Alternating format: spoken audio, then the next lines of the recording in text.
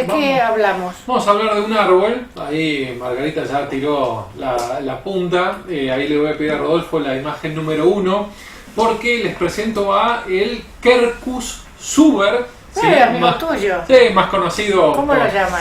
Más conocido. Caí, está muy bien. Más conocido coloquialmente como el alcornoque, y que es un árbol de porte medio y tiene hoja perenne. Sí, Decí que es tu cumpleaños, si no si te no respondería que Igual no creo que sea una palabra muy conocida por los jóvenes. ¿No? No. Cabeza de alcornoque nunca. Sí, A mí pero me han dicho cabeza de alcornoque. Pero vos porque sos muy fino, pero en el barrio no. Bueno, es de hoja perenne, es una especie del género de las encinas y los robles. O sea, fíjense, las cortezas de este que es un alcornoque, le van a encontrar cuando vean la próxima vez alguna encina o roble que tiene una similitud, ¿sí?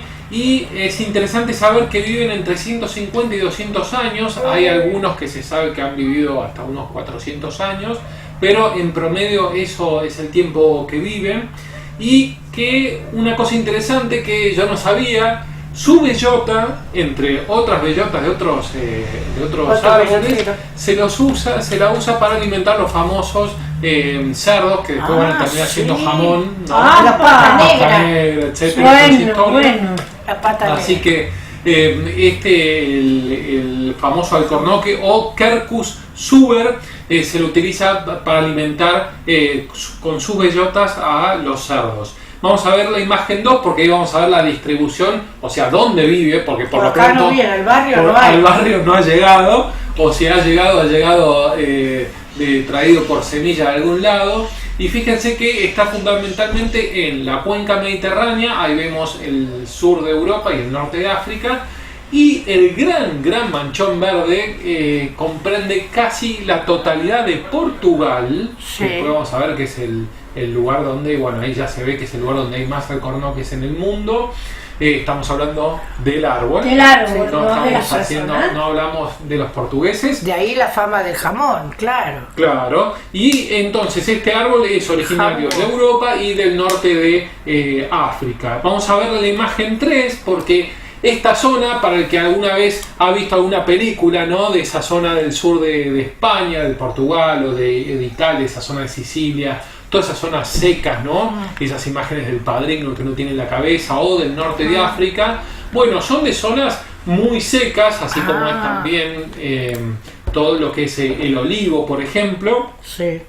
Y tiene una particularidad este alcornoque, que es una característica única, que es a diferencia del resto de las especies forestales, tiene la aptitud de regenerar corteza cuando uno se la retira. Y ahí lo que estamos viendo es justamente esa corteza que parece como de esos, ¿vieron esas caricaturas de árboles añosos, muy viejos, que tienen una gran corteza? Bueno, esa es la corteza clásica del alcornoque. Y de él se obtiene justamente de esta corteza, que es esa parte externa, que es una parte de células muertas, lo que es el famoso corcho, ¿no? Me parecía. Después vamos a ver para qué se lo usa, pero por lo pronto se cree que es un fruto de la evolución, porque que el alcornoque tenga esta capa de corcho, porque esta capa es bastante ignífuga cuando está viva, ¿no? Claro. O sea, cuando está viva, no, cuando está rodeando este ser vivo que es el árbol del alcornoque. Como viene de zonas, como está en zonas muy secas, lo previene de incendios, o sea, lo protege. Por supuesto que si hay mucho fuego, se prende fuego, ¿no? Pero puede llegar a subsistir si es que hay un poco de fuego. Mira. Entonces, vamos a pasar a la imagen 4, porque ahí es lo que vamos a descubrir a este mismo árbol, pero cortado de una forma transversal. Y lo interesante es que hay en este anillo que vemos, que los bordes están mostrados con estas flechas amarillas. Ese anillo es lo que está diferenciando la parte de afuera de la de adentro del árbol del alcornoque. ¿Por qué? Porque la parte de adentro es la parte que está viva, ¿sí? Por ahí pasan todos los nutrientes que va absorbiendo el alcornoque por las raíces y lo eleva y se lo lleva a las hojas para que hagan fotosíntesis. Pero ese límite está caracterizado por una capa que se llama el felógeno. Ustedes saben que yo soy geólogo y mi expertise viene por el lado de las cosas muertas, así que esto viene por las cosas vivas, así que voy a tocar de oído, pero he leído por ahí que este felógeno, que es esa capa externa que está mostrando con las flechas amarillas, que es lo que divide la parte de adentro, que es el ser vivo, el alcornoque, de lo de afuera, que vendría a ser justamente el corcho, o como dice ahí la palabra bornizo, ¿sí? Este felógeno, que es lo que divide la capa viva de la muerta, produce un tejido de protección que protege a otros tejidos interiores de una planta de su desecación, ¿sí? De su daño mecánico, que podría ser, por ejemplo, un fuego, de los insectos y los herbívoros. Entonces, año a año, este felógeno produce una nueva capita que se va agrandando, así que esa capa de corcho van pasando los años y va creciendo también, porque se va secando claro, y va creciendo, aumentando su resistencia a los seres vivos o, por ejemplo, un incendio. ¡Qué piola! Por eso vive tantos años. Claro. Ahora vamos a ver la imagen 5, porque ahí sí vamos a ver, esto ya nos va a ir acercando a uno de los usos más clásicos que tiene el corcho, su palabra ya lo remite. Sí, viste, tiene que ver con los brindis. Claro, y lo que es justo en tu cumpleaños. Y lo interesante es que una de las cosas que ahora, cuando estuve averiguando para esta semana todo lo que es el alcornoque, ahí vamos a ver cómo se lo produce, o sea, cómo uno aprovecha esta capa. Todas esas son células muertas, y este corcho, fíjense que esto no tenemos una escala ahí para medir, pero podrían llegar a ser 3, 4, 5 centímetros de espesor, y eso va a estar relacionado a el uso que se le va a dar. Y ahora ya vamos a ver, porque primero en la imagen 6 vamos a ver que hasta el siglo XVIII el principal uso que tenía el alcornoque es para la gente que estaba ahí por la zona. Lo usaba para hacer o algún cesto, porque una vez que ese alcornoque se desprende, después cuando se seca queda bastante duro, así que puede ser como forma de bowl. Claro. Había gente que hacía cucharas. Es lo de siempre, lo que uno más tiene a mano lo utiliza de la naturaleza. Y en este caso, fíjense que son colmenas. Ah, mira. ¿Sí? Así que se lo utilizaba para colmena, simplemente se le retiraba toda esa capa de alcornoque, de corcho al alcornoque, se lo retiraba y quedaba como si fuera un gran tupper, sería, ¿no? Que le hacían agujeros y lo utilizaban como si fueran hoy las colmenas que vemos de madera. Ahora, sí, porque la madera no tiene otro uso, no es una leña dura. Claro, justamente.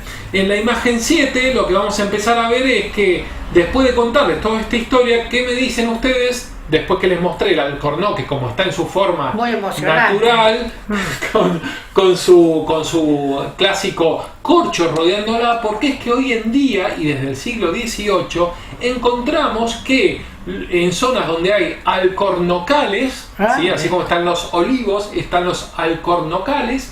Los olivares serían. Claro, los olivares. Estos acá hay incluso un parque nacional de los alcornocales que hay en España, pero en toda esa zona que les mostré hoy de manchones verdes, toda la cuenca mediterránea y especialmente Portugal, hoy en día y desde el siglo XVIII no encontramos los alcornoques con su clásica capa de corcho. Se modernizaron.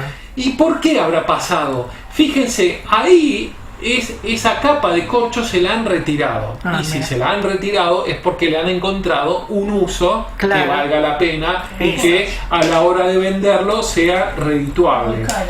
Y vamos a pasar a la imagen 8, porque ahí vamos a ver qué fue lo que le cambió la historia a estos alcornoques de toda la cuenca mediterránea, porque en el siglo XVIII resulta que un monje francés estaba haciendo la famosa, ahí la traemos siempre, la sacamos a bailar a Margarita,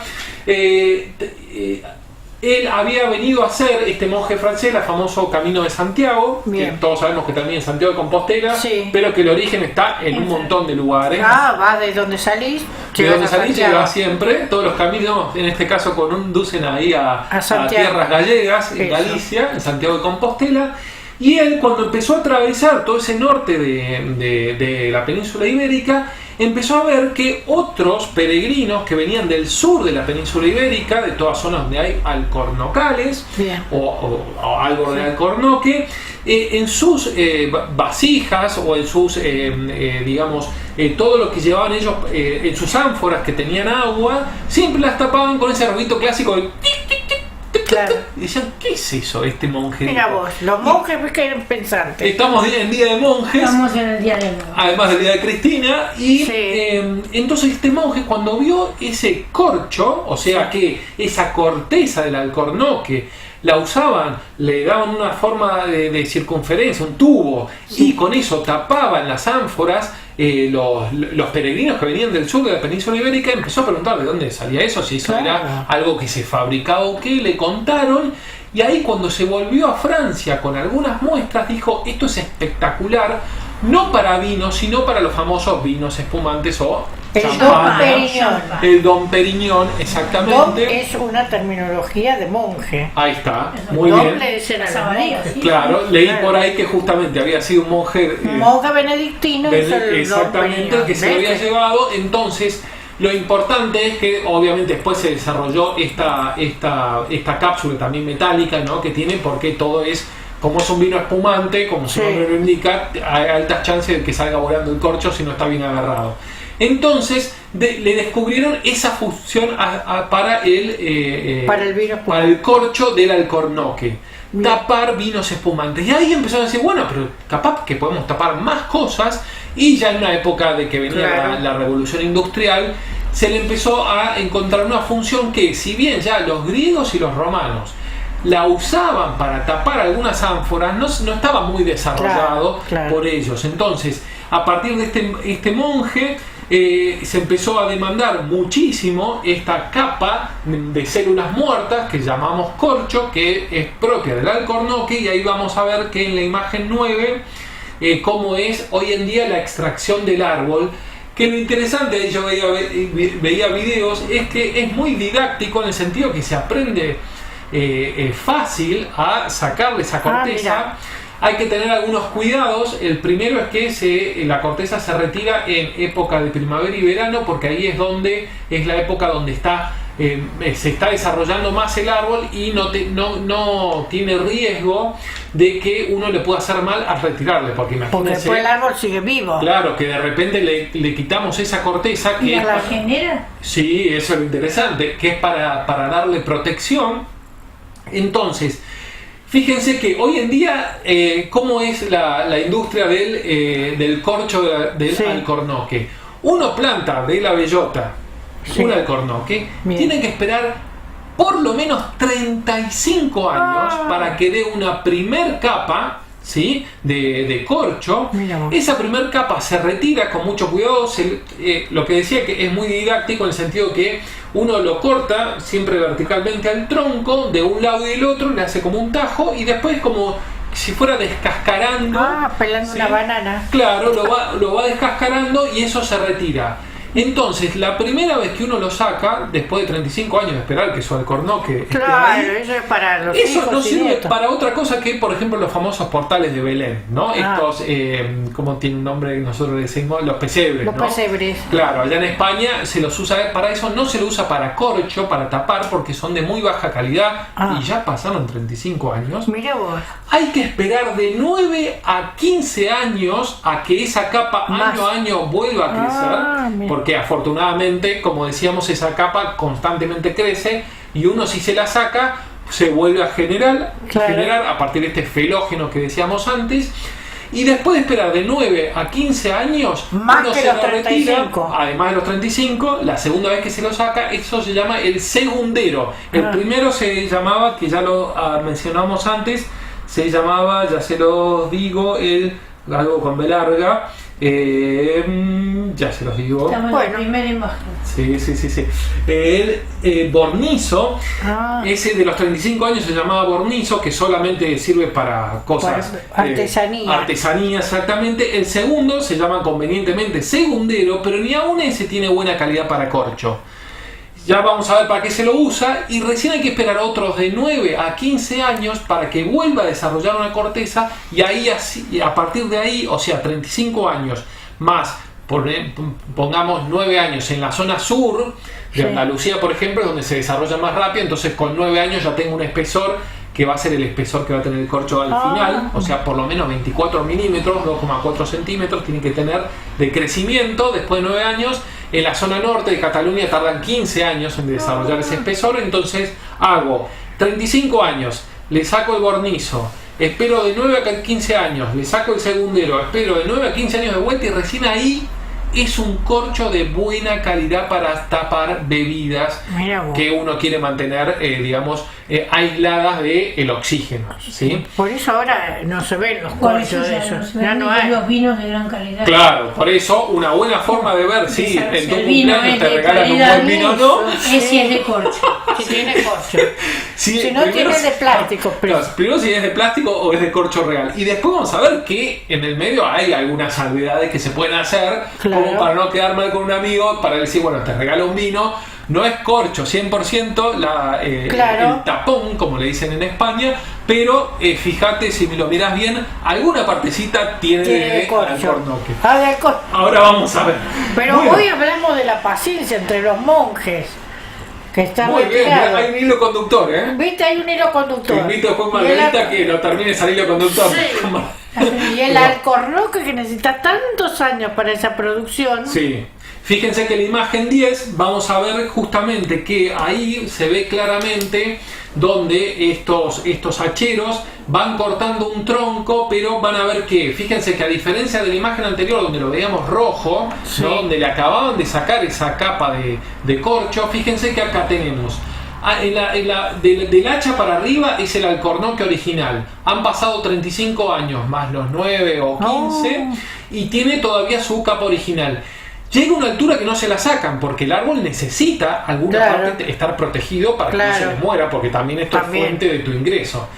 Y la parte de abajo es una parte que 9 a 15 años atrás la descorchaste, como se dice, quedó toda roja, se esperaron 9 a 15 años y fíjense, se volvió a poner oscuro, negrita. Entonces ese hombre lo que está haciendo es cortando de vuelta, pero no va a sacar la capa superior, que es la que nunca se retiró, sino la capa inferior, que va a ser el segundero, para sacar una segunda calidad de corcho y esperar otros 9 a 15 años para sacar realmente los corchos que son de buena producción.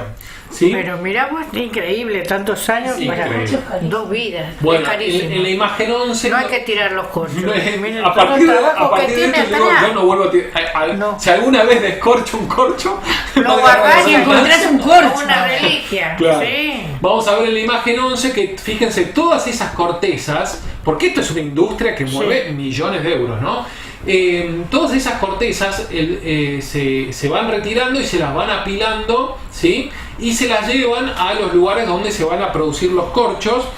Se las deja descansando unos 2 a 3 meses porque lo que necesitan es que pierdan su humedad que tenían natural, ¿sí? Y en la imagen 12 lo que vamos a ver es que con todas esas pilas se las reúnen como en grandes fardos, y lo que se hace por 1 hora se los mete a hervir porque necesitan recuperar un poco, porque claro, vieron que una corteza seca, como cuando uno vieron que alguna vez de chico desprendió una corteza seca, cuando se secan no tienen la elasticidad de un corcho. Entonces se lo hierve, se los vuelve a dejar descansando unos 15 días. Cuando se los hierve, ahora son mucho más plásticos, entonces se los hace una gran prensa y se los deja planitos, porque recuerden que venían con forma de media luna, que es la forma que tenía el tronco. Se les da una segunda hervida y a partir de ahí vamos a pasar a la imagen 13, porque se los empieza a cortar en listones, y una vez que se los cortó en listones de más o menos 3 centímetros, se lo pasa por esta máquina, como podemos ver, que de forma mecánica en este caso, pero también hay de forma industrial, que simplemente es un sacabocado que va girando rápidamente, y fíjense que ese listón ya tiene hecho varios agujeros donde le va sacando los corchos. Mira. O sea, en este caso son corchos 100% naturales, ¿no? De buena calidad. Y vamos a ver en la imagen 14 cómo es que queda esa corteza cuando después que le hicieron el sacabocado, ¿no? Que ya le retiraron el corcho. Fíjense, ahí tenemos el crecimiento, se puede llegar a ver unas pequeñas vetas en el sentido de que va, digamos, el listón, y el corcho fue perforado en sentido vertical.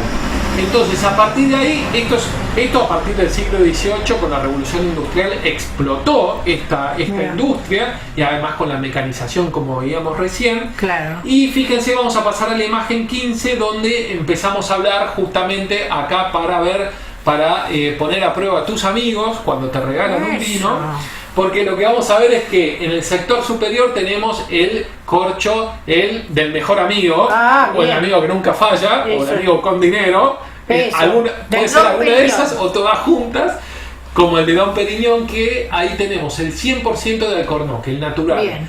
Que es interesante porque no es que simplemente es, bueno, con ese sacabocado corté el corcho y ya no me importa cómo me vino el corcho, el Alcornoque, sino que tiene que tener buena calidad, no tiene que tener porosidad, claro, ¿no? Porque eso no te puede entrar en contacto directo con el oxígeno. Claro. Entonces, el 100% natural es el superior. Ahora, uno intermedio sería un aglomerado, que eso sí lo pueden empezar a ver. Eso sí son vinos que yo tomo, que cuando lo descorcho, algún vino de Mendoza, etcétera, vos lo ves y es otra cosa. Todo lo que sobró de arriba, o sea, todos esos pedazos agujereados, se los corta bien chiquititos, se lo hace no acerrín, sino un poco menos, un granulado. Eso se lo prensa con cola, una cola comestible, ¿no? Y se hace en el aglomerado como para que aprovechar todo. El otro paso otro intermedio sería el que se llama 1+1, porque ahí no se llega a ver, pero es un corcho que el corazón es aglomerado, pero en cada tapita, en cada uno de los extremos, tiene unas tapitas de corcho 100% natural. Ahí después, ahí puedes empezar bien, ya revela tu calidad de amigos. Ese es el aglomerado, el anterior que mencioné, y el de abajo, el 1+1, es el que tiene dos tapitas de corcho real y en el medio el aglomerado. Bueno, ¿sí? Entonces eso te aísla adentro de la botella y afuera, y en el medio aglomerado. Eso ya, yo si no tengo un amigo 100% natural, quiero que sea un 1+1. Por lo menos, claro, que se vea algo de corcho. Después viene el aglomerado, y después también hay otra calidad que es el colmatado, que es un corcho 100% natural, pero que tenía alguna porosidad y que con cola se le ha puesto un barniz. Mira cómo le encuentran la vuelta y todo. Claro, hay que aprovechar todo. Ese sería el colmatado. Así que esto, para los oyentes, pueden tener en cuenta a la próxima vez que le regalan un vino. Estamos en el 2021, y si hablamos de precio, no vayan a buscar este tipo de corchos en un vino de 200 pesos. No creo que haya. Por ahí los encontramos de plástico. Sí, pero se empiezan a apuntar para arriba. Ahí capaz que van a empezar a descorchar corchos reales. Bueno, para terminar, vamos a ver en la imagen 16. Ahí vamos a ver, esto es interesante porque fíjense, el de la derecha es un corcho que es propio de estas ánforas o vasijas que vio este monje de Dom Perignon hace más de era el nombre de él. Claro, hace más de 2 siglos, y que despertó toda esta industria que es a la izquierda, que es el corcho. ¿Cuáles son las ventajas que tiene el corcho para que incluso hoy en día, porque si hablamos que existen corchos de plásticos, porque hoy en día se sigue tomando el corcho sigue siendo una gran industria para todo lo que es Portugal principalmente, que el 60% del corcho mundial se produce en Portugal, el 30% restante España, y el otro 10% se divide un poco en el norte de África, un poco de Italia, etcétera. Pero Portugal por lejos, y después España acaparan todo el comercio mundial, la producción mundial. Acá no hay. Yo he visto alguna vez algún Alcornoque, que la próxima vez vayan a tocarlo, porque esa corteza, uno obviamente está lejos de ser un corcho, pero se asemeja. Pero es un Alcornoque. ¿Vieron ese ruido clásico que es como, yo lo asemejo como cuando uno corta un telgopor, ¿vieron? Que hace como un ruido, un rechinar muy bueno? Cuando lo van cortando tiene ese ruido. Ahora, ¿cuáles son las ventajas de este corcho? natural, ¿no? Primero que es un aislante térmico, porque lo mismo que funcionaba para el alcornoque, que lo aísla térmicamente de un incendio, también lo aísla térmicamente colocado en una botella de vino o de champagne. También tiene una permeabilidad controlada. Esto también es interesante, porque ¿por qué los vinos se añejan? Los vinos de guarda, ¿no? Los vinos que son caros y están preparados para que uno los tenga, que lo va a abrir por lo menos de acá a 4 años, a partir de la vendimia 4 años después. Ese corcho, lo interesante es que tiene no son totalmente impermeables, tiene una pequeña permeabilidad que los pone en contacto con el oxígeno de la atmósfera, y eso hace que se vayan añejando, pero muy de a poquito, porque si yo dejo destapado cualquier vino, a las 2 semanas ya es vinagre, ¿no? Después, que es ligero, eso, todo lo que hemos sacado de un corcho alguna vez es espectacular, porque es un gran tapón y además súper ligero. Es elástico, ¿sí? Ignífugo, como ya hemos hablado, y que es tan particular este corcho, producto del árbol del alcornoque, que incluso la NASA, en aquellas imágenes que veíamos de los cohetes despegando, hay algunas partes de esos cohetes, de aquella tecnología a partir del 69, que el hombre, bueno, desde antes, que en el 69 llegó a la Luna, pero todo ese, durante la época de la Guerra Fría, ¿no? Que se lanzaban a ver quién primero llegaba a la Luna, en todos esos cohetes, parte de esos cohetes tenían aislación de corcho. Tenía aislación de corcho, cual se usa hoy en día. Vieron que se usa también para aislación de corchos, qué sé yo. Bueno, eso se usaba en aquella tecnología de 1970, 1980, claramente evidenciando que era es un material que es espectacular y no es tan fácil de reemplazar. Por eso es que la historia del corcho. ¿Y lo del alcornoque de manera ofensiva? Y bueno, fíjense, porque es que es un árbol que no es de madera dura. Claro, exactamente, por lo liviano de su estructura, ¿no? Vamos a hacer leves. Claro. Muy interesante. Cabeza de alcornoque. Exactamente. No se sabía tanto del corcho y ahora hay que cuidar los corchos. Yo no sé por qué guardo muchas veces los corchos. Sirven también para varios usos, pero guardo, tengo algunos de alcornoque y ahora hay que cuidarlos más. Le puedes poner los nombres y después de unos años decís, fíjate vos, ¿cómo creció? Fulanito y Menganito, mira qué buen corcho, y mira ahora lo que me regala. Uno va viendo la evolución de los amigos. Tenemos una conexión con los vinos, con el corcho. Bueno, yo me voy a ir a otro con tema. Los monjes. No sé, le va a tener que encontrar una relación. O algún hilo conductor le vamos a encontrar. Ahora pasamos a Margarita. ¿Cambiamos de lugar? Sí, cambiamos de lugar. Cambiemos de lugar.